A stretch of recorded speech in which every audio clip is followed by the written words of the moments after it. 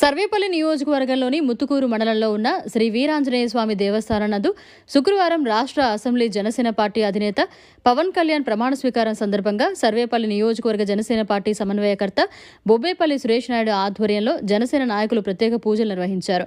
ఈ సందర్భంగా బొబ్బేపల్లి సురేష్ నాయుడు మీడియాతో మాట్లాడారు. నా పేరు బొబ్బేపల్లి సురేష్ నాయుడు, సర్వేపల్లి నియోజకవర్గ జనసేన పార్టీ.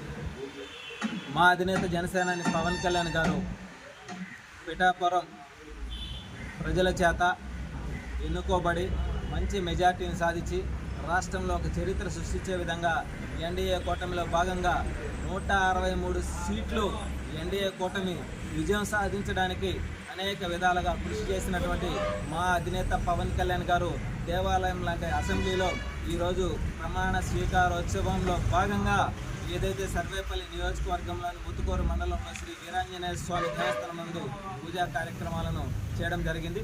అదేవిధంగా ఏదైతే ఎన్డీఏ కూటమి మా అధినేత పవన్ కళ్యాణ్ గారు ఈ రాష్ట్రం కోసం, యువత కోసం, రైతుల కోసం, యువత భవిష్యత్తు కోసం, రావాల్సిన కంపెనీల కోసం, మన ఖనిజ సంపదని కాపాడుకోవడం కోసం ఆయన వేసినటువంటి ప్రతి అడుగు వేస్తూ ఆయన వెంట నడిచినటువంటి జన సైనికులందరికీ కూడా నా హృదయపూర్వక ధన్యవాదాలు తెలియజేసుకుంటూ రేపు రాబోయే రోజుల్లో ఎన్డీఏ కూటమిలో భాగంగా మా అధినేత పవన్ కళ్యాణ్ గారు ఏదైతే ఉప ముఖ్యమంత్రిగా కూడా ఆయన బాధ్యతలు చేపట్టిన తర్వాత మొట్టమొదటిసారిగా అటవీ శాఖకు సంబంధించిన వాళ్ళ అధికారులందరితో కూడా మాట్లాడడం, అదేవిధంగా ఏదైతే ఆయన తీసుకున్నటువంటి 5 శాఖలు కూడా న్యాయపరంగా ధర్మబద్ధంగా పరిపాలన కొనసాగే విధంగా మంచి అవగాహనతో ముందుకు వెళ్ళడం ఈ రాష్ట్రం యొక్క దిశ మారబోతుంది అనడానికి ఇది ఒక మంచి సంకేతం.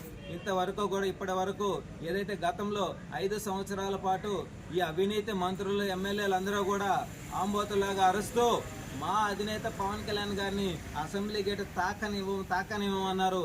మరి కనీసం ప్రతిపక్షంలో కూడా కూర్చోనియకుండా చేసినటువంటి వ్యక్తి మా అధినేత పవన్ కళ్యాణ్ గారు. ఈ విషయం మీరు అందరూ గుర్తుపెట్టుకోవాలా. ఏదో మీకు నోరుందా కదా అని చెప్పి, అధికారం ఉందా కదా అని చెప్పి ఇష్టానుసారంగా మాట్లాడితే మీ అందరికీ కూడా ఈరోజు నోటికి తాళం వేసి బయట పెట్టినటువంటి పరిస్థితి ఈరోజు మనం అందరం చూస్తూ ఉన్నాం.